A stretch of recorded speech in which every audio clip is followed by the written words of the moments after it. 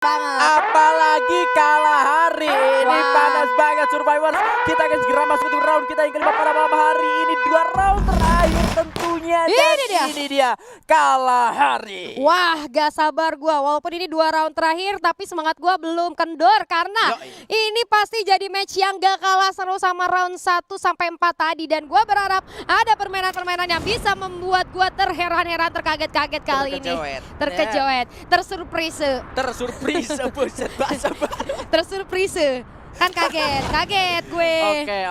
Dan kali ini anak-anak dari tim Eka Esports harusnya mereka lebih aman lagi karena tidak ada gangguan dari tim manapun menuju ke area confinement masih aman, tapi agak sedikit mungkin lebih berhati-hati lagi untuk masuk menuju ke area tersebut dan agak sedikit lebih jauh juga sebetulnya untuk masuk ke area sebelah kanan karena jalur dari pesawatnya tadi agak sedikit berpihak menuju ke arah kiri. Tapi sejauh ini belum ada tim yang bersenggolan satu sama lain, belum ada fight early yang bakal terjadi karena setiap tim juga turun di drop zone-nya masing-masing, tidak mendapatkan gangguan. Ya, tidak mendapatkan gangguan, benar-benar sama-sama bermain dengan aman. Waduh. Tapi ternyata Galaxio di sisi lain berhasil melakukan salah satu player yaitu Akse Choi. First blood dari seorang Kimmage kali ini menambah semangat yang bisa gua dengar dari arah belakang bahwa teman-teman Galaxio benar-benar terbakar banget di area Refinery kali ini atas 1 kill yang sudah mereka dapatkan. Iya, menjadi mental besi ya untuk mereka dengan melepaskan emosional rasa bahagia berhasil mendapatkan 1 kill di awal-awal. Itu juga bakal berpengaruh seharusnya menuju permainan mereka juga. Dan kali ini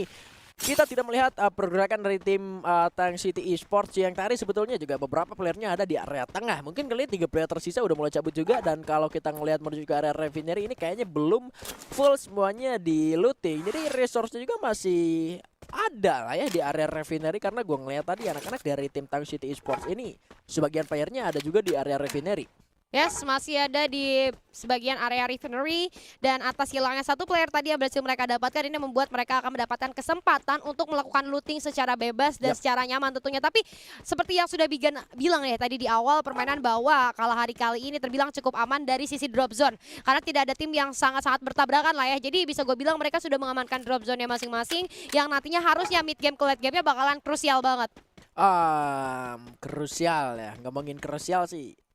Gimana ya, kalau kita ngelihat tadi kalah hari yang pertama aktif juga ya, nggak terlalu benar-benar pasif ya, mungkin juga bakal kejadian di game kalah hari kita yang sekarang karena ngelihat dari rotasi dari Kings Esports pun ini cepat juga gitu. Mereka nggak terlalu lama melakukan looting di area Shrines. Mereka langsung move menuju ke area Oldhampton yang mana di Oldhampton kali ini ada seorang Ikam sendirian saja yang sudah mulai bergerak lagi mundur ke arah belakang untuk bersatu lagi bersama dengan rekan-rekannya. Mungkin kalau ngomongin soal krusialnya di kalah hari ini lebih ke cutting rotations ya, menghindari rotasi-rotasi cepat dengan kecilnya map di kalah hari ini. Yes, betul sekali. Namun kita lihat Ikam yang nggak ada di air kali ini masih melakukan itu rotasi. Ikan. Oh ikan. Maaf. Buset, untung gua masih konsen. Iya maaf ya. Ya dia akhirnya grup Ikam. Tapi kita move ke arah POV dari Island of Gods yang mana kali ini sudah langsung tiba di area teman-teman dari Galaxio yang sudah mulai disadari gua rasa dan bahkan Anaf udah terdengar harusnya stepnya karena di atasnya dari seorang Lord itu sendiri bahkan sudah mulai disiapkan tembakan namun Anaf yang terjatuh tadi kita lihat berhasil kehilangan setengah HP-nya atas seorang Lord. Kali ini bakal dikejarkah? Kayak ditembak lagi ada Kronos yang coba diaktifkan kali ini berlindung juga di balik satu obstacle yang bisa gue bilang masih bisa melindungi dirinya. Tapi kita lihat juga masih ada backup dari teman-teman Galaxio yang lain. Oh terkena hit yang cukup pada seorang Randy dari atas langsung terkena begitu saja atas seorang Lord. Dan ada Black Prince, Skylar juga. Namun gak ada di sana ternyata. Namun kita sayang sekali lihat Randy yang berhasil di ending begitu saja Bigan. Yes, dan agak sedikit kocar kacir jauh ini pertahanan dari tim Galaxio setelah mereka berhasil untuk menumbangkan 1 player dari Tang City Esports. Rupanya anak-anak dari tim Galaxio ini kurang siap akan kedatangan tim yang lain. Terkena surprise bahkan tadi juga ada tembakan dari anak-anak Madura Prime seharusnya. Bisa saja mungkin ini splitting position dari tim Galaxio justru malah membawa petaka untuk mereka karena 1 orangnya didapetin sama anak-anak dari tim Madura Prime Esports. Tapi kita move dulu kali ini ada Aura Ignite yang tadi kalau kita lihat berhasil memimpin secara standing classment dan kali ini surprise Azriel berhasil ditumbangkan dan ada Chrono yang dinyalakan juga. Jafra melakukan follow up tapi hanya sendirian saja, tapi Azril berhasil dipulangkan ke arah lobby. Surprise attack yang begitu menyakitkan. Kimmich juga mulai tertembak dari arah yang lainnya, bergerak mundur kembali, dan kali ini Ian yang berhasil mendapatkan Kimmich langsung di ending juga, Julia. Oh my god, kita lihat tadi Azril yang meninggalnya satu, dibalesinnya langsung ya hilang. Tinggal satu orang aja, disisain satu orang saja. Island of Gods kali ini berada di area panggung kematian. Begitu pula di seberang sana ternyata ada musuhnya atau The Pillars OP yang tadi sempat memberikan bala bantuan ya atas orang Kimmich ya tadi ya. Jadi nggak sendirian mereka untuk menyerang seorang Kimmich. Dan kita lihat kali ini dari Island of Gods juga coba untuk memutar otaknya gimana nih caranya biar mereka bisa keluar dari tekanan The Pillars OP yang sama-sama memiliki high ground yang cukup baik atau dari panggung kematian. Iya, kalau misalkan ini masih area zona, bukan alasan Ya, yang benar-benar kuat. Iya, bukan Iya. alasan yang benar-benar kuat kalau dari kedua tim ini justru malah melakukan commit fight dengan buang-buang resource yang begitu banyak juga gitu loh. Apalagi kali ini pergerakan dari tim Madura Prime Esports. Force, menurut gue agak sedikit lebih offside dengan melihat dirinya ada terlalu depan banget gitu dengan berbekal senjata Bareta dan juga Kingfisher, yang mana Bareta dan Kingfisher ini tidak efektif untuk digunakan pertempuran di jarak dekat. Sedangkan posisi dari Force sendiri ini sangat dekat dengan 3 player tersisa dari tim Island of Gods. Hanya melakukan distraksi oke, tapi kalau misalkan jalan dari back off-nya Force menuju ke rekan-rekannya ini malah terkat dan Force-nya malah tertumbangkan di sini, ini jadi resiko yang luar biasa banget sih. Ini juga bakal jadi satu hal yang benar-benar rugi. Dan untungnya Force sejauh ini masih bisa selamat meskipun masih belum bisa naik menuju ke arah panggung bersama dengan rekan-rekannya. Tapi harus dicatat Force harus lebih hati-hati lagi untuk melakukan move jauh dari rekan-rekannya. Tapi gue agak sedikit kurang paham dengan pergerakan dari seorang Force itu sendiri. Yang lu lihat tadi dia udah tahu, udah notice ada musuh di sana, tapi dia maju ke depan, dia membuang resource dan bahkan dia harus berhasil di knock. Itu membuang resource lagi tambahan yang dimiliki oleh teman-temannya. Dan kali ini teman-teman dari Madura Prime coba melakukan backup terhadap seorang Force ya, memberikan tembakan balasan ke arah Island of Gods. Namun menurut gue dengan jarak yang cukup jauh dan seperti yang udah Bigan bilang, mereka toh masih ada di dalam zona. Ya udah tahan dulu gitu kan sampai tim lain datang atau ada satu momen yang mereka terpaksa harus saling komit gitu kan. Iya, masih ada banyak waktu untuk survive dari kedua tim di kampungnya masing-masing. Farming duel dulu dengan Mr. Wagernya juga itu tidak membuat tim lu bakal jadi merugi ya. Kalau misalkan ada yang ngeras tiba-tiba, at least lu udah siap buat ngedepin upaya rush yang dilakukan oleh tim yang lain gitu loh. Objektif yang harus dipertahankan dari setiap tim ini. Dan juga kalau menurut gue ini udah sangat-sangat jelas terlihat dari setiap tim tentang objektif mereka harus seperti apa dalam game kita yang kelima malam hari ini. Dan pergerakan dari Island of Gods pun kali ini satu orang sudah mulai bergerak ke arah bawah, kemungkinan akan diutus untuk melakukan reviving terhadap satu orang Azril yang tadi sempat ditumbangkan. Tapi kita melihat ada Jafra yang berada di arah bawah tapi sempat terkena damage, entah ada tembakan dari arah mana ataupun kali ini rupanya benar saja Azril berhasil diselamatkan. Dan kali ini juga ada tembakan yang harus diterima oleh anak-anak dari tim Island of Gods yang sudah berada di area bawah. Oke, langsung berhadapan dengan teman-teman dari Tang City yang mana kali ini dari seorang Lord. Oh my god, melakukan pergerakan cepat langsung masuk ke area pertahanan dari Tang City. Ada respon gol yang cukup baik dari seorang Aksecoy, dicari celah lagi sama Lord. Enggak, turun dulu, regroup dulu. Tembakan yang bertubi-tubi sudah mulai masuk ke arah seorang Lord kali ini, tapi respon yang cukup baik dari Lord kali ini mampu menyelamatkan dirinya. Mundur terlebih dahulu, regroup dulu aja karena dua player yang lain dari Island of Gods tidak ada di daerah sana. Jadi ketika misalnya mereka terlalu all in commit ke arah Tang City, itu akan menjadi resiko yang cukup besar ketika mereka berhasil terculik. Namun ternyata Riz berhasil dilumpuhkan oleh seorang Bang dan bahkan di end langsung secara cepat nih Bigan. Wah, rupanya gini mainnya.